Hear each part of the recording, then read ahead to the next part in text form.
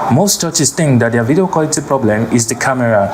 They say if we just buy a better camera, our live stream will look better. Our video quality is going to be professional. But that's not always the case. That's not always true. The camera is only one small part of the system. Video quality is controlled by what happens before the camera, inside the camera, and after the camera. So in this video, I'm going to show you the real factors that affect video quality, so you know exactly what to fix, even without having to buy a new equipment. So let's start with the most important factor, which is the exposure.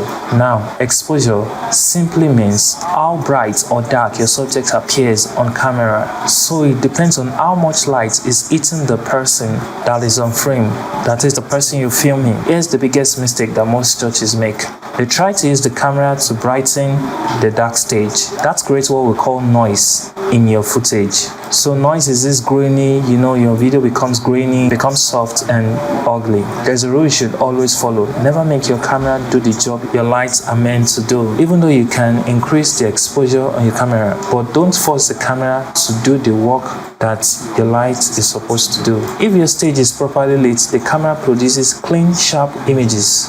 But if the stage is dark, even an expensive camera will look very bad.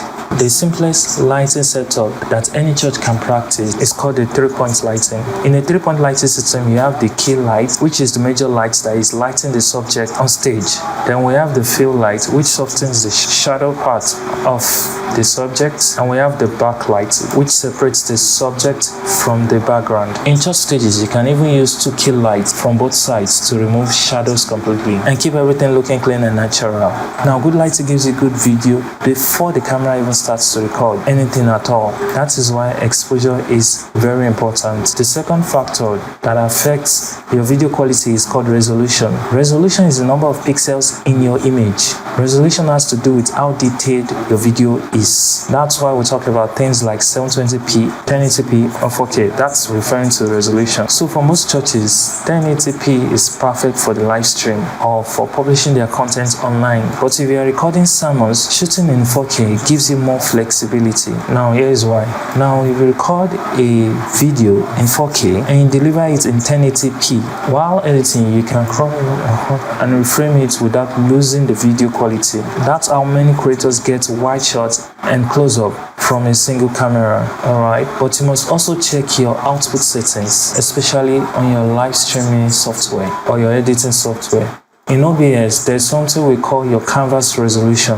Let your canvas resolution be set to a quality that will make your video look good. The output resolution also matters, and in your editing software, we talk of things like the resolution of your sequence and the resolution with which you're exporting the footage. The quality of the resolution you select is the factor that will affect the quality of your video. Ensure that you use those settings to match up with the quality of the resolution that you desire as your end result. If the resolution on your live streaming software or your editing software is not set commensurate to the video quality that you desire, even if you recorded on a higher quality on your camera, then the output you are going to get is still going to be subject to the resolution you are using to live stream on your software and the resolution you are using to work or export on your editing software. The third factor that affects video quality is the codec and bitrate, and these are the hidden quality killers. Higher resolution does not automatically mean better video. The fact that you're shooting 4K does not automatically mean your video is going to be high quality.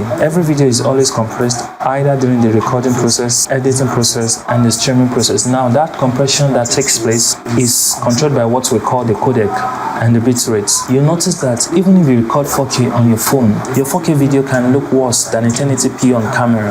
The reason is because of the compression, the codec that does the compression in the two processes. Most phones are highly compressed for you to be able to play them back on your mobile devices. A true 4K video is going to be demanding on your phone. So most phones usually compress heavily. Now for live stream, there's something that we call the bitrate, and it is very important. Bitrate controls blurry faces, bricky video, and watch start graphics. If your bitrate is set too low, then the output of your video is also going to be bad.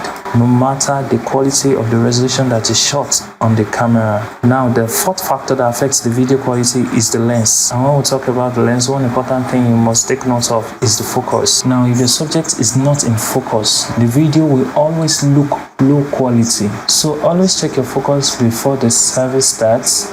Use manual focus for pulpits and stages. Autofocus can haunt and ruin your shot, so avoid autofocus. Also, lens quality matters because the image is formed in the lens before it ever reaches the camera sensor. So a bad lens can make even an expensive camera look soft. The fifth factor that affects your video quality is the internet. Now, for live streaming, your internet is the final gate to your video quality. Stream can only be as good as what your internet can upload. That means the upload speed of your internet. Now, if your internet is slow, you're going to experience dropping of frames. Your video will start to get blur and your stream may disconnect. Now, even if OBS is set to a high bit rate, bad internet will destroy quality. In order to make your live stream seamless, you have to match your bit rate to your resolution and to your internet speed. But if you want to get a better quality from your live stream, then you should get a better internet service provider.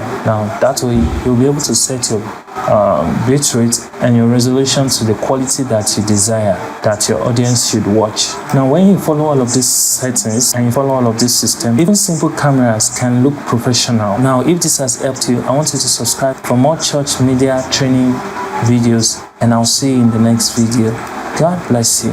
Bye.